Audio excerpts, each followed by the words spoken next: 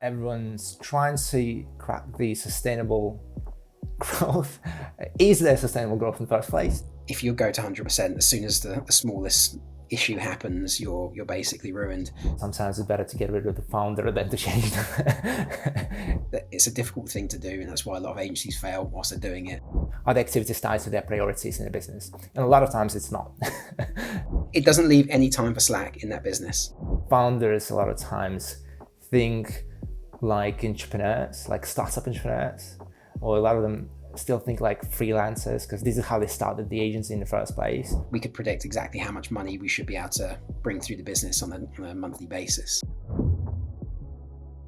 Great. Well, first of all, Ryan, welcome to Big Growth podcast. It's a pleasure to have you here. Ryan, you're head of operations at Rise at 7, a renowned truly global agency with over 16 years of experience in the digital industry yourself. Our purpose is to pick your brain on what it takes to operate, to run operations at one of the best search agencies in the world. Cool. Yeah, happy to be here. I guess if we can start with a brief intro, I'm just curious about what got you into ops in the first place. Where did you start your career? How did you get into it? Sure. So I graduated uni in 2008, and that was during the big financial crisis that obviously hit the globe. I was offered roles as like recruitment consultants and things like that, but that didn't really sort of float my boat. A friend of mine was finishing off his PhD in website effectiveness, and he had a few sort of side gigs, and he asked me if I wanted to learn to dev as like a way of making some cash whilst the economy was pretty low. So I did, and then we ended up running a business for 10 years with working with various Premier League football teams and Nike and Puma and the likes of Usain Bolt, which was great. Grew a small little team, which was good, but we had different ambitions. So I sold up to him about 6-7 years ago, and then took up a head of creative role at an agency up in Wakefield, which was a health tech agency called 6B. We took on a chairman about 4 or 5 years ago, which helped us restructure the business. And I had done head of creative, so I'd done the sort of more craft side of things. I had been head of business development, and so I'd been doing various different things, and so ops seemed to be the right fit for me to take on. I didn't really know what I was doing, in all honesty. It was one of those sort of figure out as you go along sort of things, but really enjoyed it. I enjoyed that we had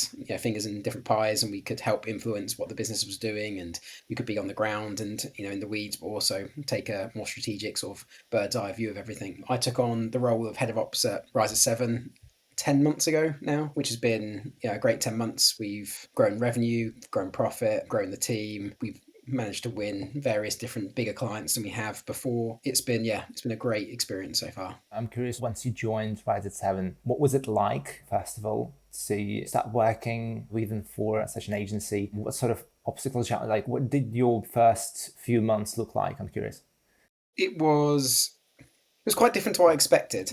Like, everyone hears rumors about Rise, they grew so quickly, and about what it was like, but actually everyone was great. Like the people that I worked with were amazing.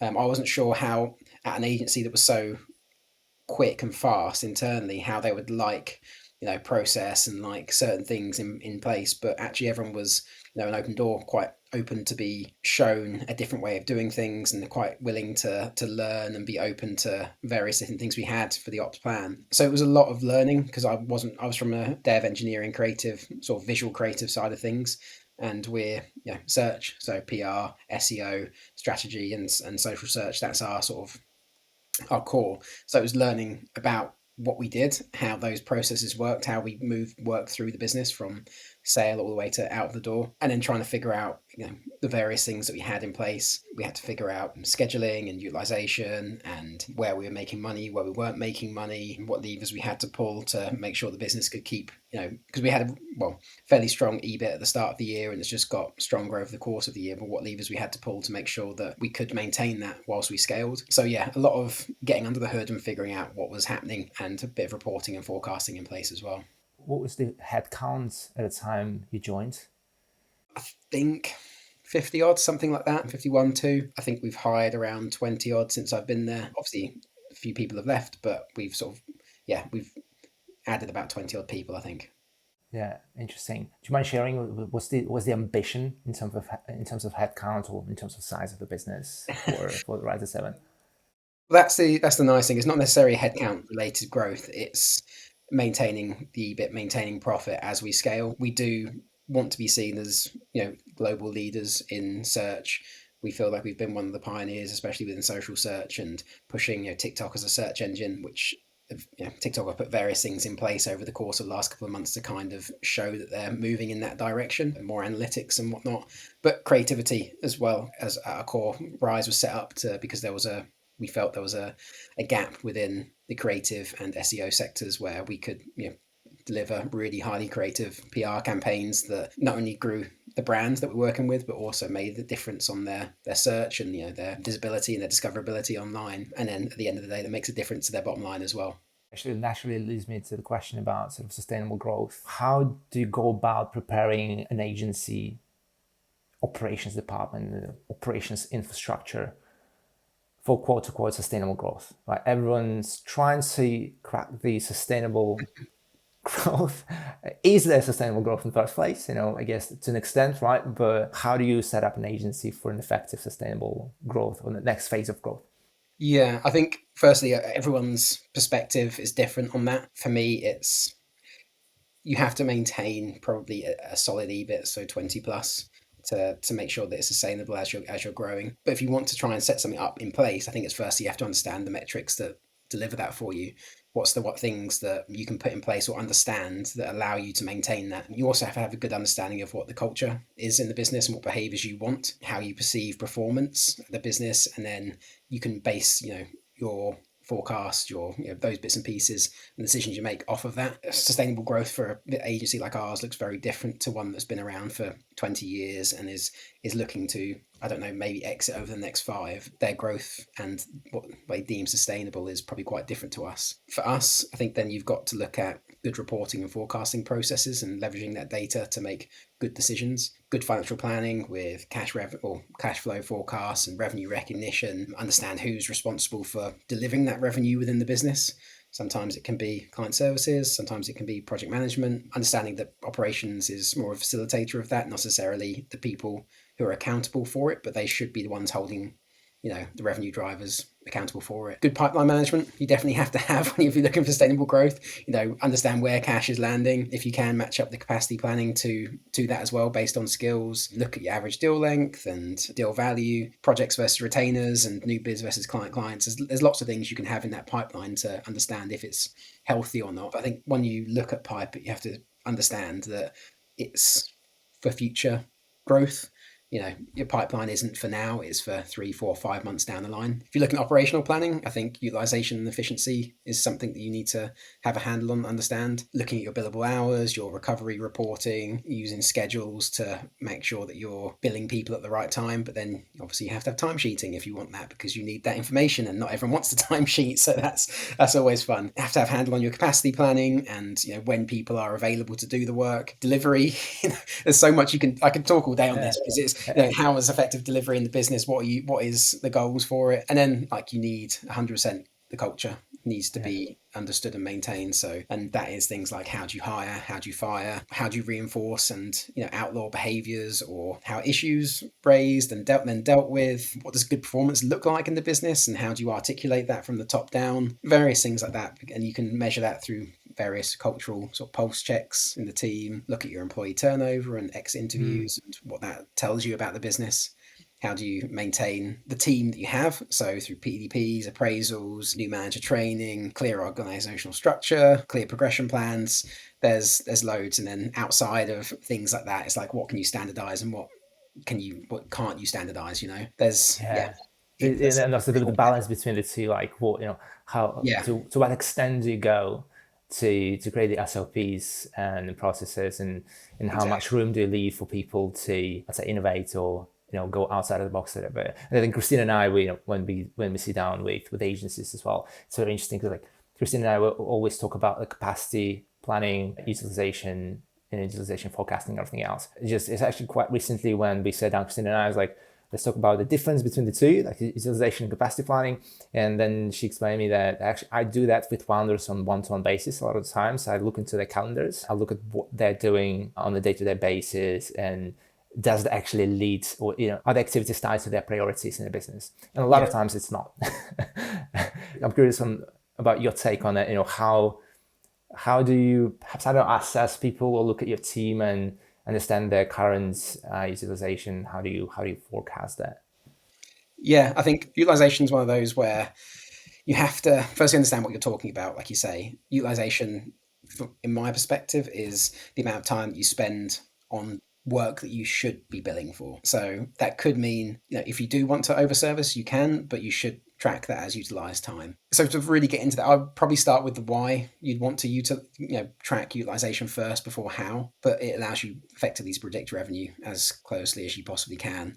Especially if you're doing revenue recognition, you can predict, if I hit 70% utilization with our average our average cost per head, we could predict exactly how much money we should be able to bring through the business on a monthly basis. Then also, I have to say, if you're talking about utilization, you've got to talk about recovery. So how efficient you're being with that time, because you probably know this, Christina, you can be fully utilized across the team as much as you possibly want. But if people are just time sheeting against stuff that actually, like you say, Romans, isn't contributing to that end goal, or they're over billing time against a task that should have taken 10 hours and they're saying it takes 50, their utilization might look great, but the actual efficiency of that time is pretty poor. So you need to balance that out quite well. That's really why you want to track utilization across the business, because it allows you to track that, well, the amount of time you've got, the amount of time that you're going to be billing against, and then you can do so much with it. What's the hiring plan off the back of that? How do you scenario plan with various teams? If you grow this part of the agency, what does that mean you can do to revenue versus this part of the agency? There's a lot you can do with just understanding your utilization plan, really. As we're speaking about utilization, I actually have another question, which is about capacity, because I see a lot of agencies measuring utilization through the project management system or knowing where people are spending time, but they don't have capacity. They don't know how much time basically they have from these people to work on certain stuff. So can you explain to us why obviously capacity and utilization are important and how they're linked with each other? Yeah, so capacity is the amount of time you have in reality, but then utilization is the amount of billable time that you have in that team, well, the amount of billable time you'd like to put through that team. So we look at it as a minimum requirement. So at the moment, Rise, we're operating at about 70% utilization. That's our minimum requirement across the team, because we know that we can hit various targets with that number. But then the capacity is obviously a lot higher, and we know what we can flex up to and where we can sort of break even as well with. It also allows you to think about capacity within various teams, and then how do you maximize utilization within those teams to make sure that you're hitting particular revenue targets as well.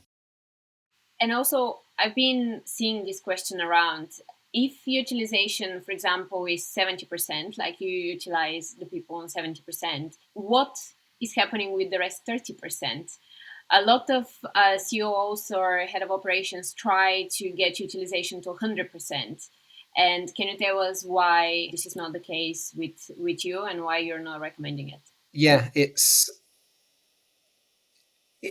doesn't leave any time for slack in that business.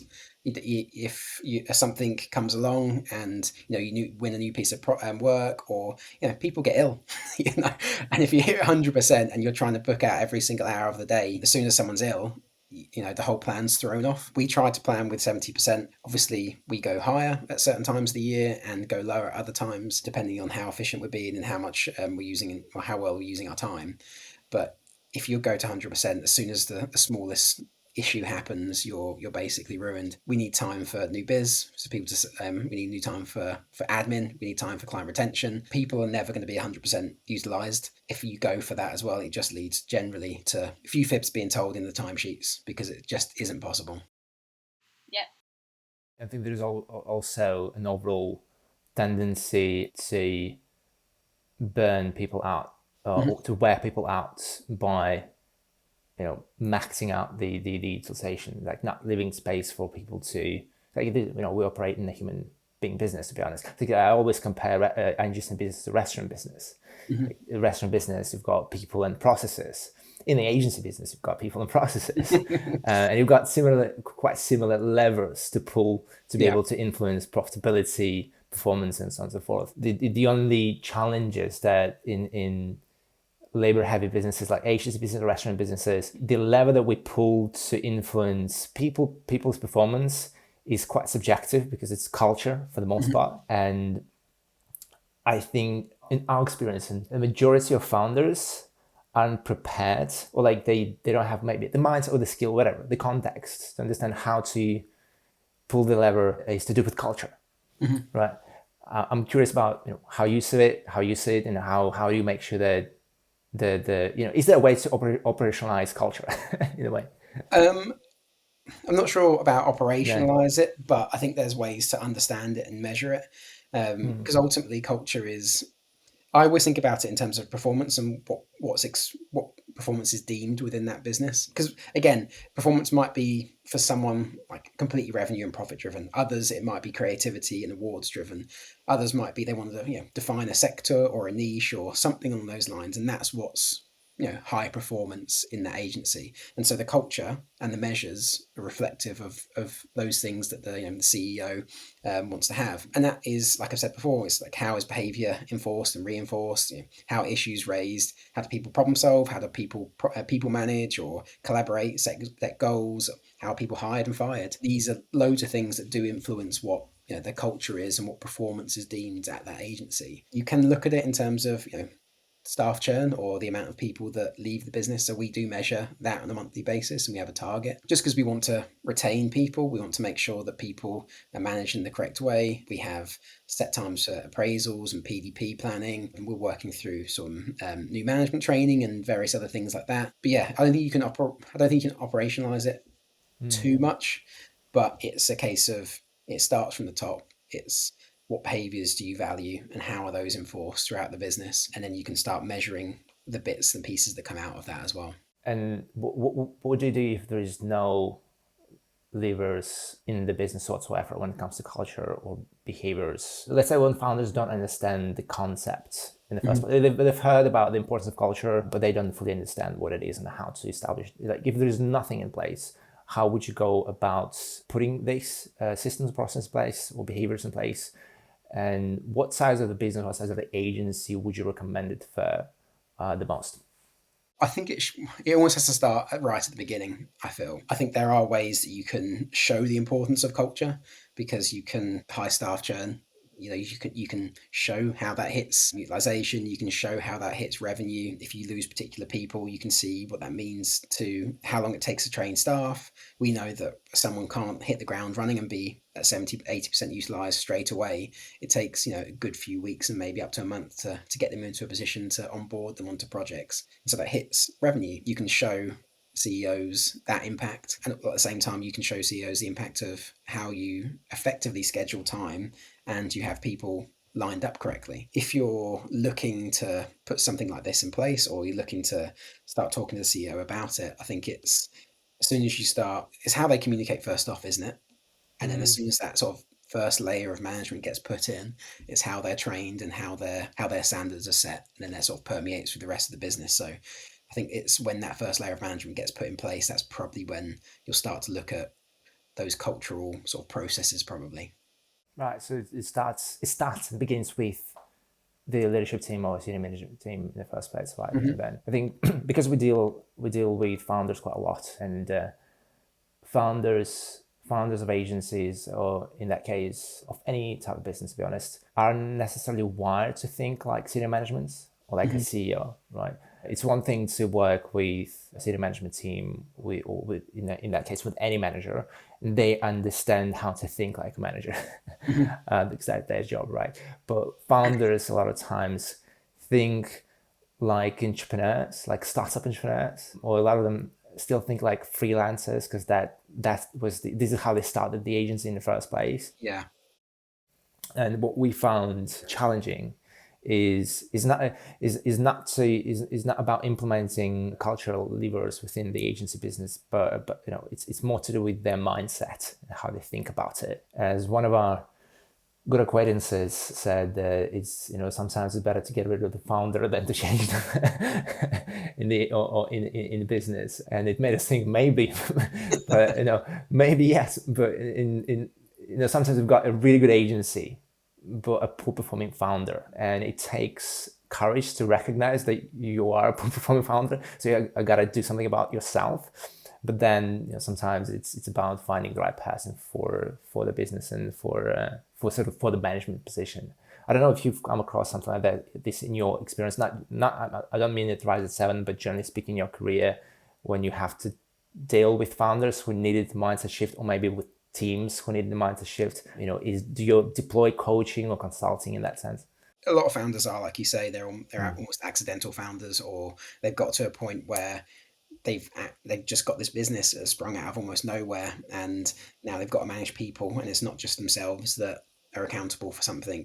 A lot of them are very good at the doing, in terms of they understand the craft itself, and so have very high expectations of what that should look like and the outcomes that should be driven from that work. But they might not necessarily always have the skills for management skills and or team growth skills, all those bits and pieces, or understand how to do it. They've almost cobbled it together as they've sort of grown this business.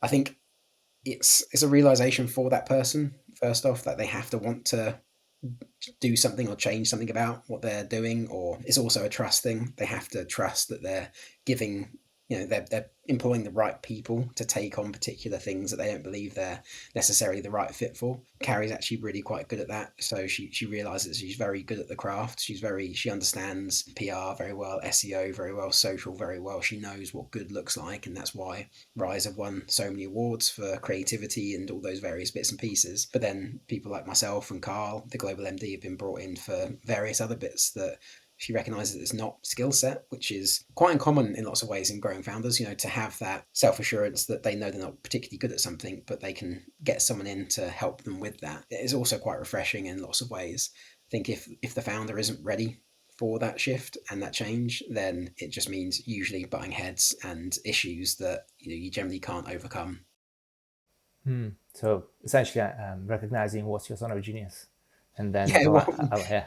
yeah, Go what are you very, very good at, and what can yeah. you replicate in the business through training and understanding, and what do you need help with? And what we see a lot is it's quite hard actually to let go. You may realize what you need and you may hire someone for that position, but then there need to be trust, right? So the other person have the full responsibility to basically take on the role and move it forward and make the changes and all of that. So what do you think should be a tip for the founder who hired someone, let's say who hired the COO or head of operations, to basically trust the person? And it's Mhm. very easy to say, and actually in practice is not that easy. Make sure that they trust the person and kind of let go and not interfere, because a lot of times they interfere and what's happening is like a big disruption and friction. Yeah, I think there's clear expectations that have to be set from the outset. I think founders and operations and MDs and whatnot should work very closely together. Communication, up to and from needs to be pretty clear. I think if you can have some early wins or early easy wins that you can set out together to try and tackle, even though you're doing that, it can be quite nice just to make sure that you're sort of building a foundation of trust there. I think then there's also what's expected and timelines for that delivery. I think that's super useful. I think then it's a case of you have to also realize that the founder will interject every now and then. They don't necessarily mean to. They're not doing it to sort of probably disrupt what you're doing. They're just doing it because every now and then they'll go through a little phase of just jumping in and asking questions and trying to figure something out. They're usually the ones who are not following the process because they haven't been involved in certain things. So then it's a case of, again, trust. How do you sort of, again, hold them accountable for what they've said they're going to give to you and what they're going to do for the business? And then, yeah, a good conversation, I think, at that point. Yeah, good points. Really good points. Now going back to, I guess, the data. I guess continue the next question about helping CEOs and MDs, or sometimes founders who take the same position, make good decisions, smart decisions, or data-driven decisions. How do you help other seniors within the team to help data-driven decisions? Yeah, again, if it starts with what do they feel comfortable with and what will empower them to make better decisions. Certain CEOs will be more craft driven. They like Carrie, she knows PR and SEO, etc. But she's never run a business before, and she hasn't set up management teams before and things like that. She hasn't set up sales pipelines and operational flows. So they're probably the things that make her feel the least comfortable. So how do you set up those sort of dashboards and live reporting dashboards that allow them to see what's happening in the business quite easily? That's probably a good starting point, because other CEOs might come from an ops background, or they might have been promoted through the team and have an ops background, and they're not necessarily the best at the craft. And so the client-led or the campaign-led KPIs are probably the thing they feel more in the dark about. So that's the sort of stuff they probably need giving to them in more detail. So what things do they need, and what things allow them to make better decisions, and then work out how you can build those dashboards with the information you have. Luckily, it's easier to build more dashboards with financial forecasts and operations and utilization than client KPIs. So yeah, that's where I'd probably start. What's going to make them feel like they can make good decisions now for later on down the line, and then work out those metrics for them. Feeling more letting them feel more in control, I guess, and confident about Exactly. the side of the business that they're not really familiar with. Yeah, and again, a CEO is going to have some trust and and let go of some bits and pieces, because you're going to have to teach them what does certain numbers mean, and what will this lead to potentially in the future. So you might have a down month on something on terms of utilization, but that might be driven by a decision that was made 2 months ago. It's trying to help them predict that information and show them the outcomes as to what's happening there. In your case, with Rise at 7, when the founder and MD herself is craft driven, as you said, how do you go about communicating that? Do you over communicate, or do you need to over communicate not say to influence, but to help the MD understand the KPIs or the OKRs, whatever, better, or do you try to over communicate to simplify that, or how do you go about translating what you know to their level of awareness? Yeah, one of the things I'm probably not always the best at is communicating up as effectively as I am communicating down, and so that is something that I'm definitely working on. But it has to be, as I'm used to, just I know the information, so I get in there and I get it sort of sorted. But yeah, I think that you have to be far better than I am at the moment at being able to communicate that information to Carl and to Carrie, to make sure that they have that information. We have it. It's just sort of showing them what it is, showing what it means, and showing them how to get it. Sometimes that's what we're working on at the moment. I'm actually, I think I'm quite the opposite to you. Maybe it's just down to the experience that I've had in my life of primarily doing business with founders and CEOs, and realized that a while ago, I've realized that the best way to communicate with a lot of these senior stakeholders or founders or MDs or investors is to imagine that you're dealing with a child, in a sense, whose attention span is relatively short, not because of intellectual capabilities, but because of lack of time. And not because they're in a better position or whatever. It's just because they perceive time differently and they value time differently. I realized that once I understood the concept of valuing time myself, like how do I convey a piece of important information in the most influential or persuasive way. Like, I want them to do something that is beneficial to them and to me. Therefore, I want to simplify it so a child can understand. But based on that, obviously, based on their personality and stuff like that. So it sparks maybe an insight or a piece of it sparks an insight, so they can go and do something with it. A lot of times, they can see in their eyes, like there's emotion behind it. Yeah, I think Carrie is definitely, like you say, she has a shorter attention span than a lot of other people, because her brain is working on various different things at various different times, and so needs us to communicate as quickly as we can. And I'm working out how I can do that for her and for Carl at the moment, as efficiently as possible. Yeah, it's an interesting skill to have. Yeah. That's for sure. Now, going back to ops and scaling, again, another question I think a lot of founders and CEOs have when it comes to scaling and growing the agency is doing it without losing the efficiency or company culture or even profitability. Now, obviously, there is a stage of agency growth when you have to recognize that you have to sacrifice profitability for the growth of the agency if that's your objective. But I guess, we've seen two camps of agencies. Ones who are like, hey, it's, we're profit first and like we don't want to grow past a certain revenue bracket. And there are the ones who's like, yeah, we want to scale to, I'll say, 8 figures, maybe even 9 figures, and then exit. The question is how do you go about scaling, growing efficiently without sacrificing the quality?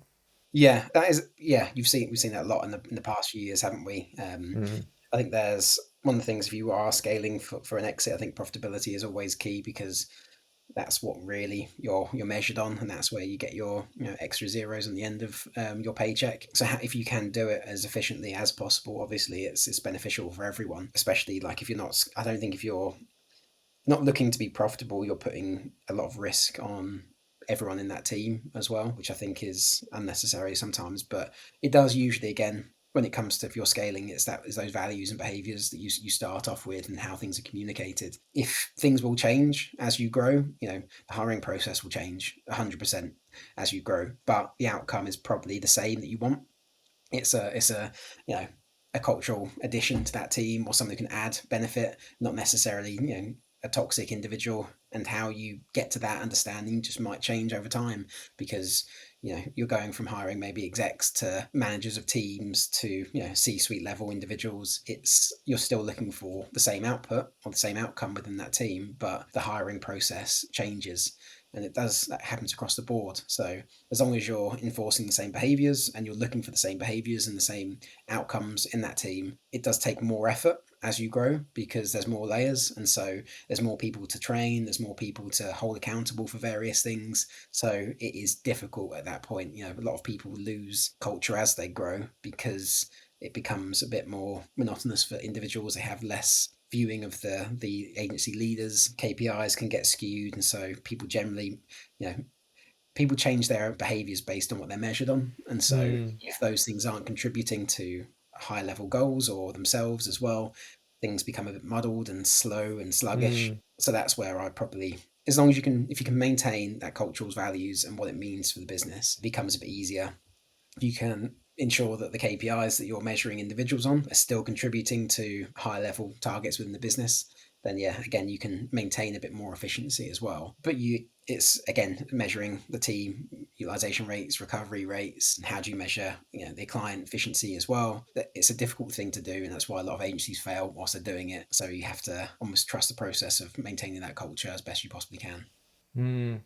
Fascinating. Do you think a lot about incentives, whether it's financial incentives or other types of incentives for people when it comes to also driving their performance, or making a part of the culture, I guess? I think it's not always, mainly because that's not what everyone wants. Some people are there purely because they could probably earn more elsewhere, but they enjoy what they're doing at that business. They think it's a learning experience for them. They enjoy the people they're working with. They think they have a clear role to play and they're valued. At the moment, it's like people are moving, but it's difficult for them to move sometimes, because it's a difficult agency environment right now. It's super difficult, I think. Yeah. Well, yeah, especially in the current political and economical climate, Exactly. and the latest news with the capital gain Yeah, tax and everything else. exactly. That's been solidly on my LinkedIn feed for the last week. Yeah. It feels Yeah. like. Same. It's been in our sort of community, in Slack channels, in all the communities that we're part of as well. Everyone's talking Yeah. about that. Yeah, it's definitely a difficult one to answer. I think also because like a lot of the agencies that we engage with build their business on the base of arbitraging talent from overseas. So it's a remote agencies for the most part, and only when they're looking to exit, they start thinking about maybe having an office or relocating the business to one jurisdiction where they have an office, people, and everything else. And I've always kind of wondered about the cultural differences between having an in-house team or having an office with people coming in, or having maybe not full-time in-house, but maybe a hybrid, versus having a fully remote team. And I think, I mean, it makes sense to have to have a better culture when you've got people together working on one thing rather than having Zoom calls every week. Yeah, I don't know if you've had experience working with digital teams or remote teams in that sense.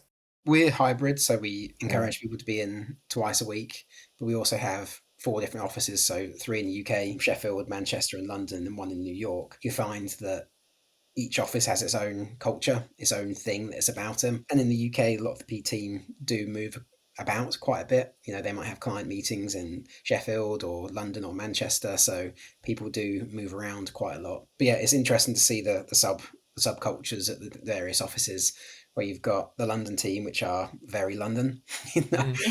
They class themselves as the London girlies and whatnot, and regardless of it being a split 50-50 guys and girls. Sheffield, which I'm in, is a younger team, quite predominantly PR focused.